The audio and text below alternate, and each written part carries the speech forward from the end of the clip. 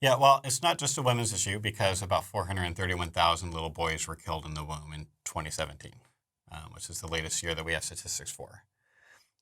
It's not just a women's issue because nearly every time an unborn child is at risk, a man was involved in creating that life. Having said that, at an optics level, I am freely willing to admit that it is a great thing that there's a lot of awesome national pro-life organizations that are run by strong women.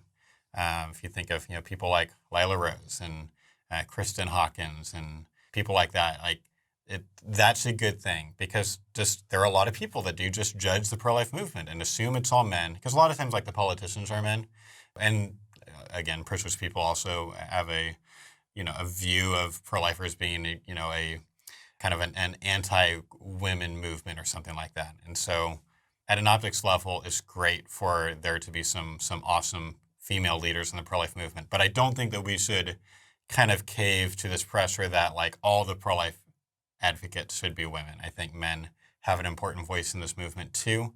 I think it needs to be men and women both that are working together to end abortion. I think it's also really important for men to understand how to respond to the "you're a man" argument. And so we teach this in the Equip for Life course, but briefly, there's a lot of different ways that we have tested different responses to this. But I'll tell you the thing that's worked for us the best is first freely admitting, yes, you're right, I'm a man, and kind of responding to the strongest version of this argument, which basically says unless you have this experiential knowledge of going through pregnancy, experiencing the stigma, the social stigma that unplanned pregnancy still has in our culture, and the ways that it changes your body, and the pain of childbirth, and all those different things, you can't really have a proper, a fully developed view on this issue. And so we respond by saying, yeah, you're right, I'm a man, and I will never have that kind of experiential knowledge. And then I use a thought experiment that my brother Tim came up with. I just think it's great because it really has helped get at the problem with the argument. And we'll say, imagine I'm fishing at a lake. So I'm fishing, and I look over to the left, and I see a woman doing something pretty odd. She's pushing her car into the lake. And you can already kind of see where we're going with this. There's a baby in the car seat in the back.